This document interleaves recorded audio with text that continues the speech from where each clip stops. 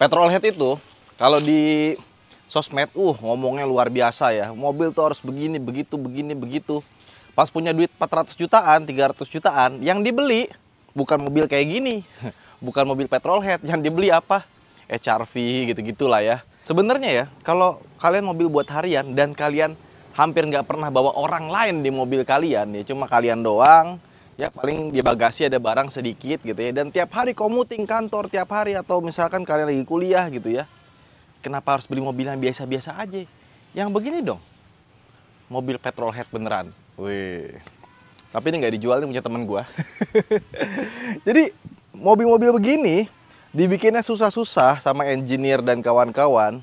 Tapi pas dijual, volume penjualannya kecil. Karena volume penjualannya kecil, harganya harus mahal. Padahal ya, mobil 2 pintu, biasa, mesin cuma 2000 cc, kok bisa-bisanya harganya barunya sekarang 1 M. Ya, Toyota 86 yang baru 1 M. Subaru BRZ itu sekitar 900 jutaan ya. Tapi kecil, dulu sempat 800-an, sekarang baru 900 jutaan. Dan secondnya itu masih lumayan tinggi. Ya, kenapa? Karena kalau kita lihat dari bahan dan kawan-kawan ya, mesin, plat bodi yang dipakai, developmentnya, sebenarnya nggak mahal-mahal banget gitu dibandingkan dengan yang ya sekelas Corolla lah. Ya, ini kan speknya mirip Corolla ya, 2000 cc ya. Tapi karena volumenya kecil, jualannya terbatas, nggak bakal bisa banyak, mereka harus riset yang lumayan ya, harus balik modal dong. Makanya mobil-mobil begini tuh ya, banyak yang udah nyerah buat mobil beginian, atau mungkin masih ada, tapi nggak berubah-berubah model dari dulu. Karena buat develop lagi mahal, ya kan? Volumenya nggak gede, bukan jadi cash machine-nya mereka. Tapi untungnya sekarang tuh udah mulai banyak lagi mobil-mobil sport. Udah mulai rame lagi, kayak contohnya Hyundai, itu hampir semua line up hatchback-nya ada varian yang N, bukan N-Line, versi yang lebih kencengnya. Terus Toyota nggak cuma 86, mereka bikin GR Yaris sama GR Corolla. Honda Type R dari dulu masih sama, tapi sekarang mereka bangkitin lagi namanya Honda Prelude. Sesuatu yang gue pikir mobil beginian itu udah mulai mati, tapi ternyata penikmatnya di luar masih banyak. Tapi di Indonesia nggak banyak orang yang pakai beginian buat harian. Padahal buat pakai harian itu mumpuni dan cukup awet. Kalau dipakai buat track day, nah itu yang agak sedikit masalah di mobil ini. Jadi kalau kita ke Australia, Amerika, lihat 86 dipakai harian, udah pada bosok ya, kilometernya tinggi, itu biasa. Di Indonesia rata-rata mobil kayak gini kilometernya rendah-rendah. Misalkan nih, mobil udah 10 tahun lebih, 2014 kan, kilometernya belum 100.000. Padahal kan mobil 10 tahun 100.000 itu wajar. 10.000 km per tahun, tapi ini rata-rata cuma 20.000, 30.000, 60.000 km tuh kayak udah tinggi banget, padahal biasa aja lagi. Makanya GR Yaris saja itu gue pakai kilometer sekarang hampir 20 ribuan gitu, jadi emang dipakai buat daily. Ya meskipun nggak butuh-butuh banget ya, cuma ya sayang aja gitu kalau nggak dipakai. Dan mobil ini namanya Toyota 86, mobil yang sempat hilang ya, basicnya Corolla, tiba-tiba muncul lagi. Dan seperti yang gue bilang, mobil begini kan volumenya nggak banyak ya, jadi buat develop itu kalau nggak bareng-bareng itu capek. Nah, Toyota ngedevelop ini bareng Subaru. Dan Subaru sendiri punya versinya sendiri namanya BRZ. Nah, orang banyak yang berdebat, ini sebenarnya Toyota di Subaruin atau Subaru di Toyotain? Sebenarnya jawabannya adalah dia adalah co-develop, jadi develop bareng-bareng. Dan ini anomali, kenapa? Karena Toyota kok mesinnya boxer ya. Dan kode mesinnya beda antara Toyota sama Subaru, tapi sebenarnya mesinnya sama. Dan mesin basicnya itu adalah mesin FA20-nya Subaru. Cuman dia ditambahin teknologi namanya Dynamic Force Engine-nya Toyota. Jadi injektornya tuh ada dua, yang satu direct injection, yang satu port injection, khas Toyota ya. Terus kalau Subaru biasanya 4-wheel drive, dia justru rear-wheel drive. Jadi nggak bisa dibilang Subaru banget, nggak bisa dibilang Toyota banget, karena Toyota tapi dia boxer, Subaru tapi dia RWD gitu kan. Ya jadi sama-sama lah. Dan untuk menunjukkan dia pakai mesin boxer, nih logo 86-nya kanan kirinya ada piston boxer.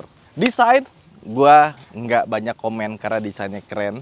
Dan ini plat nomornya plat nomor palsu karena kemarin dipakai nikahan sama anak kantor gua ya. Jadi mobil wedding car-nya gaya banget tuh. Dan ini yang pakai TRD atau aero package-nya. Jadi dia ada lips depannya ya. Terus ada tambahannya lagi ya.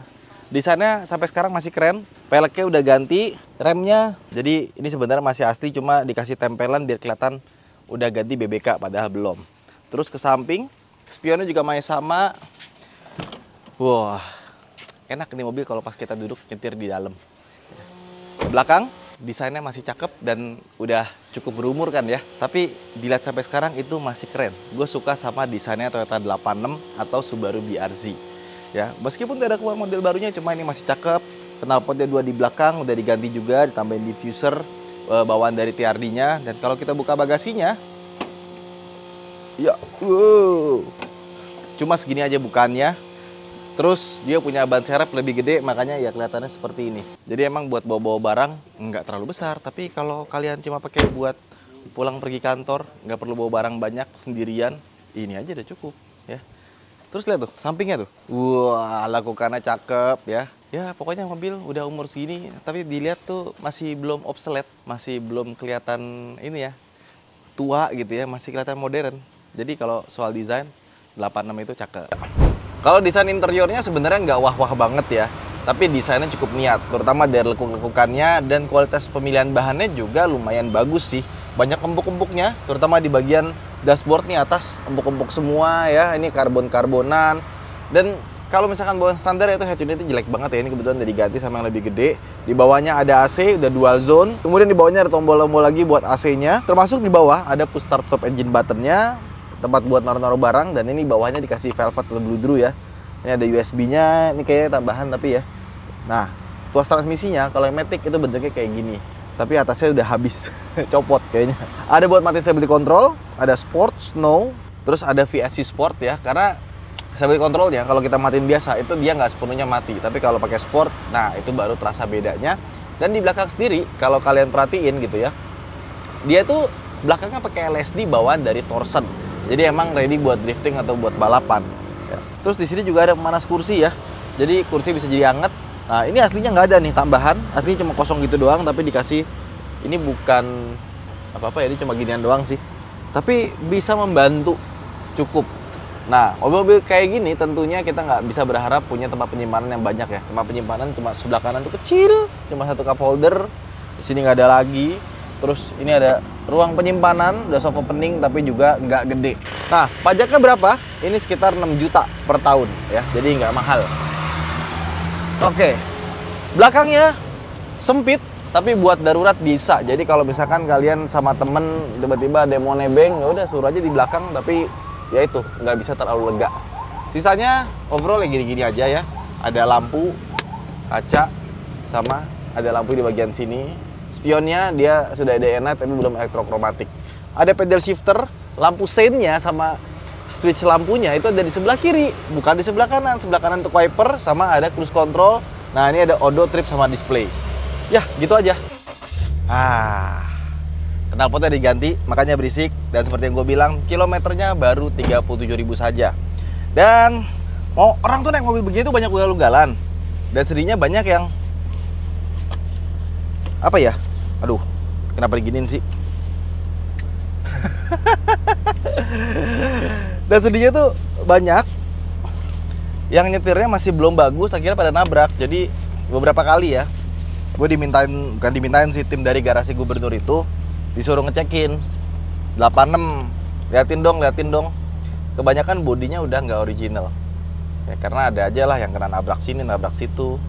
Ya, jadi kalau misalkan kalian pengen beli Toyota 86, coba cari orang yang biasa ngerti ini mobil. Dan kalian juga mesti ngecek engine-nya, karena kalau sering di push itu biasanya ada trouble, kayak misalkan di crankshaft-nya ya. Dan kalau misalkan ada kenapa-napa kalian mesti impor. Terus di belakang itu biasanya lahar suka kena, jadi suka bunyi dengung kiri sama kanannya. Itu penyakit umumnya. Sama kopelnya itu suka jeduk. Nah kalau ini masih sehat karena yang punya orang bengkel. Punya temen gue by the way. Yuk masuk yuk. Wah, akhirnya adem banget. Nih tadi kita bikin video panas, sekarang tiba-tiba jadi adem. Mau hujan kayaknya hari ini ya. Ini setirnya udah diganti by the way, pakai karbon di bagian atas sama bagian sininya ya. Hal pertama yang paling menyenangkan dari mobil ini adalah posisi duduknya. Posisi duduknya itu the best ya. Nggak cuma dari kursinya, emang kursinya seperti biasa sport seat. Jadi kalau misalkan buat jarak jauh kurang begitu nyaman, kiri kanannya itu menopang dengan baik ya. Tapi kalau misalkan kalian butuh yang comfortable, ini bukan comfortable, tapi pas gitu. Posisi duduknya pas, eye level kita juga pas, pilar juga ketarik ke belakang. Pokoknya semuanya tuh pas dan enak. Setirnya pas, pegangan pintunya pas, buat power window-nya juga pas, transmisi, rem tangan, ini semua posisinya pas banget. Jadi sama sekali nggak ada komplain ya. Enak. Ya. Dan kalau misalkan kalian udah mencoba berbagai macam sports car, ya, meskipun dia bukan yang paling mahal, tapi driving position ya susah buat ngalahin mobil ini gitu. Jadi emang pas desain rancang bangunnya itu Subaru sama Toyota itu luar biasa lah buat bikin posisi duduk. Dan itu juga berlanjut ke Toyota 86 yang generasi sekarang, Subaru BRZ yang generasi sekarang, itu juga sama driving positionnya itu pas ya. Cuma ini kayaknya mesti spuring ya, karena nggak center tuh setirnya. Tapi gampang lah, tinggal di spuring aja. Nah, suspensinya sendiri seharusnya nggak sekeras ini. Jadi dia tuh masih yang nyaman ya. Tapi dia karena diganti sama coilover, dimana dia lebih ceper dan tentunya saja lebih keras. Jadi suspensinya tidak seenak itu. Aslinya dulu gue pernah jualan mobil ini ya, beberapa kali gitu ya. Terus sambil dijual, sambil dipakai, enak banget. Apalagi waktu itu lagi ada kerjaan sana sini gitu ya, gue nyetir sendiri dari Jakarta ke Meikarta ya kan, masih Karta tuh. Waduh, enak bener di tol gitu, nggak harus kenceng, tapi buat driving aja tuh udah rasanya bersatu gitu sama mobilnya ya.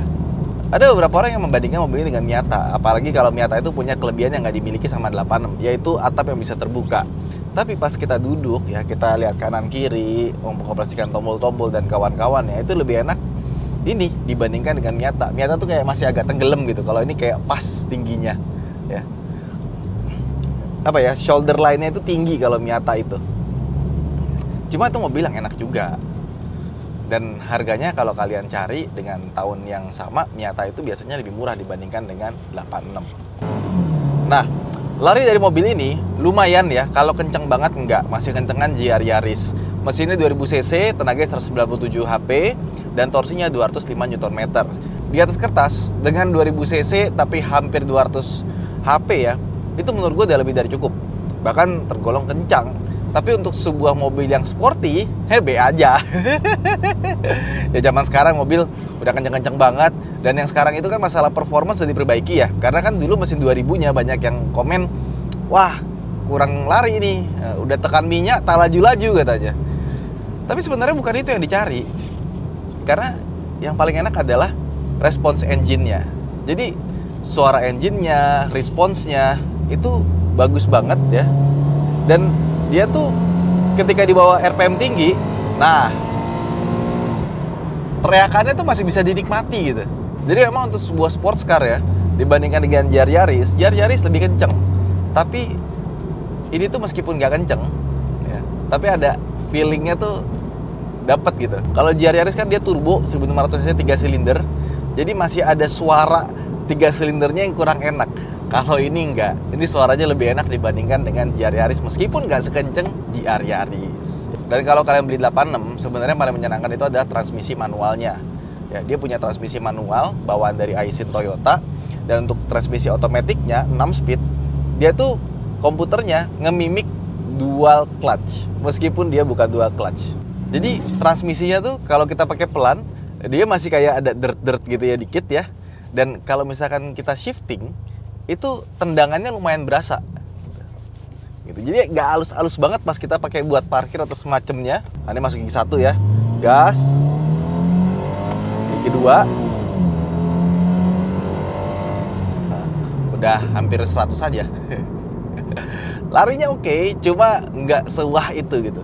Yang dari 400 cc NA, nah itu baru lebih jos dibandingkan dengan yang ini. Tapi ya namanya mobil kayak ginian, pasti part modifikasinya mah ada aja lah ya.